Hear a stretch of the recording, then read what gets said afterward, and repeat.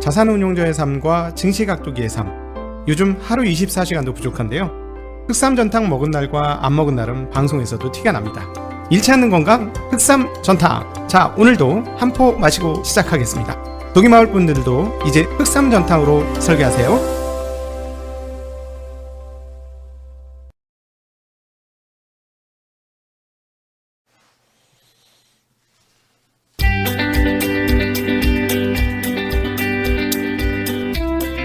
가기사는 증시각도기. 안녕하세요, 증시각도기 시청자 여러분, 투자자 여러분, 도기마을 여러분.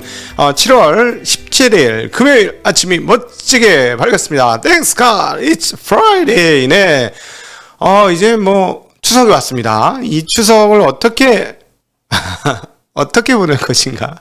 오늘 좀 따뜻하게 끝나라 좀, 네, 이런 마음이 있는데요. 미국 시장은 일단 별로 따뜻하진 않았고, 미국 시장은 추석날도 돌아가니까 추석날 마음 좀 편하게 해줬으면 하는 바람이 있습니다. 최근에는 뭐 미국 시장 투자하신 분이 상당히 많으니까요. 시장 분위기가 어땠느냐. 기다리던 지표가 하나 발표됐는데, 지표 발표되는 거 보면서 시장 분위기가 조금 바뀌었는데, 주식시장 변동성은 거의 없어요. 붙었습니다.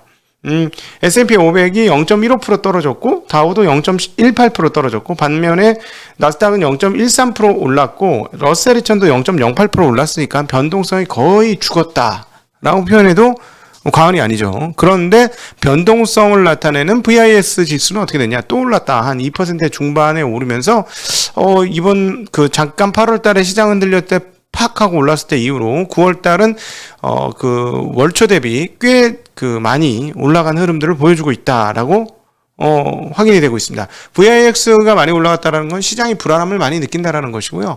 시장이 불안함을 느끼면 느낄수록 투자자는 편안함을 느끼시면 되겠습니다. 이 부분에 대해서는 조금 이따 다시 한번 그 흐름에 대해서 차트를 보시면서 설명을 드리도록 하죠. VIX와 심리, 그리고 심리와 실제, 이 차이에 대한 이야기를 드리도록 하겠습니다. 자, 오늘 가장 핵심적인 것들은 소매 판매가 발표가 되었습니다. 소매 판매가 어떻게 되었을까?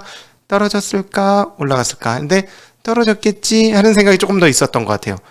왜냐하면 예상치가 그렇게 좀 떨어지는 쪽으로 생각했는데 올랐습니다. 오르면서 시장이 좀 놀랐어요. 시장은 원래 한 0.8% 전월 대비 감소하지 않겠어? 라고 했는데 얼마? 결과는 딱 뚜껑을 여니까 0.7% 증가. 자, 근데 이 8월 달에 어떤 8월이에요?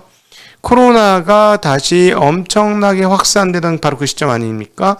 코로나가 증가하는데 소매 판매가 늘어? 이상하네.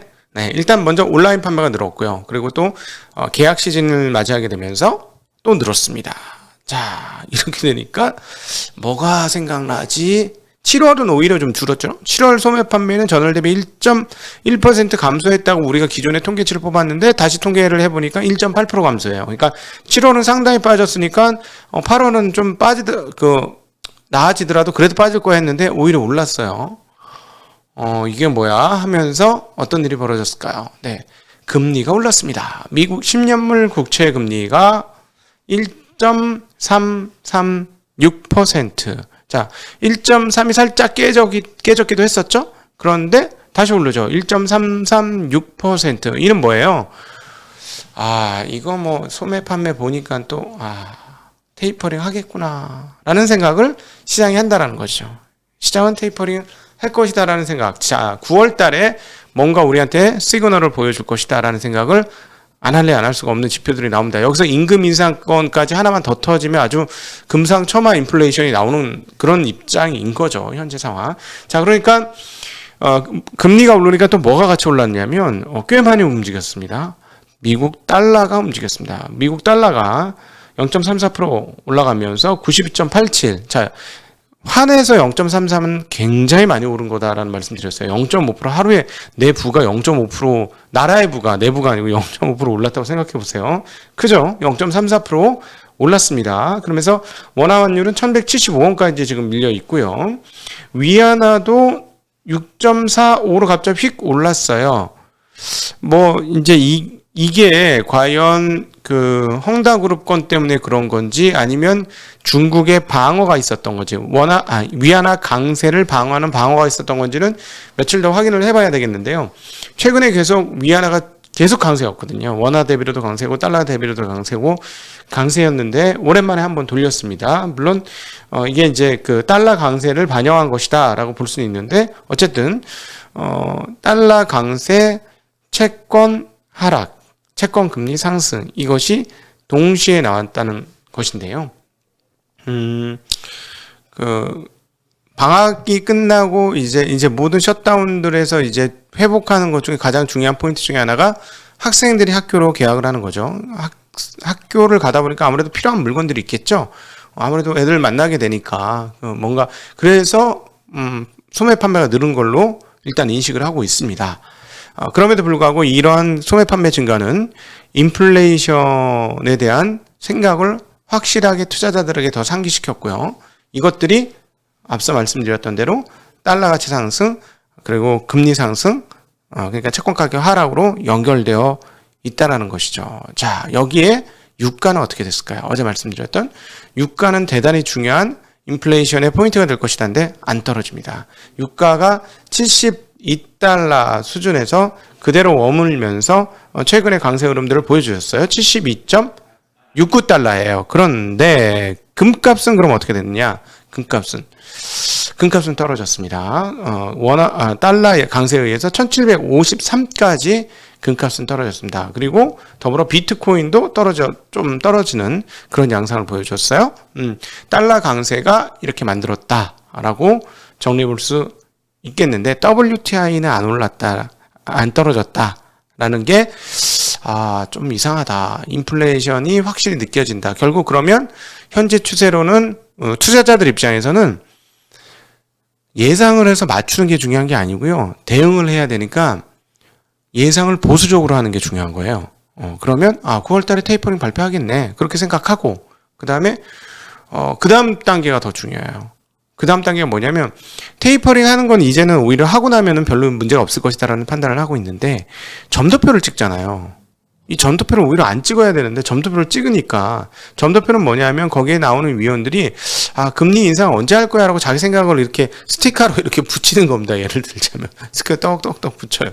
근데 지금 2023년도에 금리 인상할 거라는 심리가 꽤 올라가고 있어요. 지금 2023년도에 그 시카고 상품거래소 CM이죠. 거기 패드워치에 따르면 예상치를 모아보는 건데요. 내년 9월 금리 인상 가능성을 28.6%로 올릴 거라고 보는 것으로 비율이 좀 과거보다 많이 올라갔습니다. 네, 그런 것들 그러니까 금리 인상의 이 시점이 정말로 내년도 9월 달로 땡겨오면 시장은 그것 때문이라도 좀 힘들어 하겠죠. 그러면 자, 여기서 종합해 보면 어떤 그 예상치가 나오냐면 다음 주 FOMC 회의할 때까지 시장은 그냥 눈치 보기로 그냥 대기하고 있을 것이다. 그리고 채권 시장은 테이퍼링이 할지 안 할지 여부를 반영할 것이다. 그래서 만약에 다음 주까지 지금보다 채권 금리가 더 올라간다면 테이퍼링 그냥 하는 거야 라고 보시면 되고, 생각보다 많이 올라간다면 시장에서 생각하는 금리 인상의 시점이 앞당겨지고 있다 라고 보시면 되겠습니다. 그런 정도로 보는데, 근데 금리 인상의 시기와 연관해서는 10년물 금리보다는 단기물인 2년물이 훨씬 더 중요해 보입니다. 2년물이 정말 많이 올라간다면 금리 인상 시기를 시장이 되게 땡겨서 보는구나 라고 말씀드릴 수 있겠어요. 이로 인해서 종합적으로 시장 분위기는 어떠냐면 대체적으로 어두워요. 지금 9월달 들어와서 9월달 원래 역사적으로도 안 좋았어 이런 등등등 하면서 전반적으로 시장의 분위기가 좀 어두워요. 그나마 다행인 것은 기술주들은 선전을 하고 있다는 것이죠. 특별히 필라델피아 반도체 지수는 0.23% 올랐고요. 지금 인텔은 0.53% 떨어졌습니다만 퀄컴, 마이크론 테크놀로지, 어플라이드 머티리얼스, AMD는 올랐고 엔비디아는 하락했습니다. 근데 어플라이드 머티리얼스가 2% 올랐고 마이크론 테크놀로지 1.1% 오르면서 한국과 연관성이 깊은 칩 주식들은 상당히 올랐다는 것, 그리고 빅테크들은 조금 엇갈렸다라는 것, 그러나 그 폭은 크지 않다라는 것, 이렇게 정리해 볼 수 있겠습니다. 자, 시장이 전반적으로 두려워하고 있다라는 거 우리가 VIX 흐름들을 보면서 확인할 수가 있어요. 자, VIX 흐름들을 말씀드리도록 하겠습니다. 자, 이게 그동안 아주 장기적인 시계열의 VIX 흐름이에요. 그런데 이번 한 달간 흐름을 좀 볼까요? 한 달간 9월 그 초 때 비해서 쭉 올라와 있죠. 그죠? 9월 초 때 비해서 쭉 올라왔고 8월 달에 한번 시장 흔들릴 때 한번 훅 저때 러셀 2000 장중 기준으로 한 10% 빠졌을 때 저때 확 올라갔고 이렇게 됐죠. 자, 1년치도 보면 이제 바닥을 긁다가 점점 불안해지기 시작하는 거야. 불안해지니까 VIX가 슬슬슬슬 올라가는 거죠. 근데 작년 같은 경우는 그 불안이 극에 달했었죠. 자, 2020년도 에는 불안이 극에 달하는 흐름들을 보여줬는데 그거 한번 볼까요? 자, 이렇게 많이 올라갔어요. 자, 그런데 자, 여기서 이제 우리가 생각해 VIX 지수를 어떻게 활용하셔야 되냐면 VIX 지수가 꼭대기였을 때 지수는 어땠다? 최저점이었다. 최저점이었다. 그럼 반대로 길게 보실까요? 지수가 가장 높았던 때는 어땠느냐? 2007년도 때는 어땠느냐? VIX 지수가 바닥으로 붙었죠. 왜냐하면 골디락스 너무 좋아 맨날 올라 매일같이 장이 열렸으면 좋겠어, 시장이 열리면 너무 행복해 하면서 계속해서 지금 보시면 이렇게 시장의 안이함으로 가득 차는 거지. 걱정할 것 없어, 나는 걱정 없다, 잘 살고 있다 하니까 변동성이 막 죽는 거야. 그러면서 쭉쭉쭉쭉쭉 이 변동성 지수가 떨어졌죠. 근데 갑자기 금융공황이 나와. 큰일 났다, 망했다, 우리는 죽었다, 끝났다, 재앙의 날이 왔다, 멸망이다 하니까 VIX가 하늘 높은 줄 모르고 오르죠. 자, 이게 멸망지수예요. 멸망지수. 자, 그러면 주식은 언제 사야 된다? VIX 지수가 치솟았을 때 사야 된다. 자, 그리고 반대로 그렇다면 VIX 지수가 어땠을 때 주식을 팔아야 된다? 바닥으로 쫙 깔렸을 때는 안 좋을 때다. 근데 지금 보시면 저 피해야 되겠네. 샥 피해서 여기 보시면 VIX 지수가 조금 올라와 있죠. 조금 올라와 있어요. VIX 지수가. 이건 무슨 말이냐면 시장이 두려워 떨고 있는 거예요. 시장이 두려워 떨고 있으면 떨어야 된다, 안 떨어야 된다. 나는 떨고 앉았네 이러면서 나는 안 떨어야지. 시장이 떨 때 나는 안 떨고 시장이 안 떨고 편안해하면 떨어야죠. 이 VIX는 역발상으로 사용을 하셔야 되는 거예요. 그래서 사실은 이 VIX를 그 인버스 대신으로 사용하시는 건 저는 조금 의미 있어 보입니다. 인버스를 산다는 거는 좀 그렇고 주식을 사고 있는 가운데서 이 변동성 지수를 산다는 거는 조금 의미 있어요. 왜냐면 쟤는 진짜 위기가 닥쳤을 때 진짜 폭발적으로 올라가거든. 그러니까 VIX 지수는 그렇게 사용하면 좋겠다는 거고, 제가 오늘 이것들을 말씀드린 이유는 시장이 생각보다 되게 불안해하고 있다라는 거예요. 자, 그렇다면 다음 주 FOMC까지 그럴 것이다라는 거고, FOMC 끝나면 오히려 이런 불안들이 사라질 수 있죠. 나올 게 다 남았으니까. 그래서 그런 식으로 한번 생각을 해보시면 어떨까 싶습니다. 자, 지표 발표들을 말씀드리죠. 주간 실업수당 청구자 수가 늘었습니다. 오히려 2만 명 증가한 33만 2천 명, 예상은 32였으니까 많이 늘었죠. 전주보다도 2만 명이 늘었으니까 늘었습니다. 그러니까 즉 악화됐다는 얘기고요. 실업보험 청구자 수가 많았으니까 이건 코로나가 많이 심해졌다라는 것을 드러내는 대목이다, 이렇게 볼 수 있겠고, 그런데 그 연속 실업수당 청구자 수는 266만 명으로 전주보다는 18만 명 감소해서 장기 시계열로는 지금 줄어들고 있다라고 볼 수 있겠습니다. 필라델피아 연은지수는 30.7로 나왔습니다. 전월에 19.4였으면 상당히 큰 폭으로 올랐고 예상치는 18.7이에요. 지금 미국에 살고 있는 미국 사람들의 심리가 경기에 대해서 조금 편안하게 보고 있는 것 같습니다. 네. 그래서 그렇게 지금 미국 사람들은 생각보다 경기는 편하게 보고 있는데 시장 참여자들은 지수가 좀 올랐고 테이퍼링에 대해서 이미 사전에 다 떨고 있어서 아마 테이퍼링이 시작되면 실제로 떨 일 별로 없을 거다, 이런 예상을 충분히 해볼 수 있는 시절이다라고 볼 수 있겠습니다.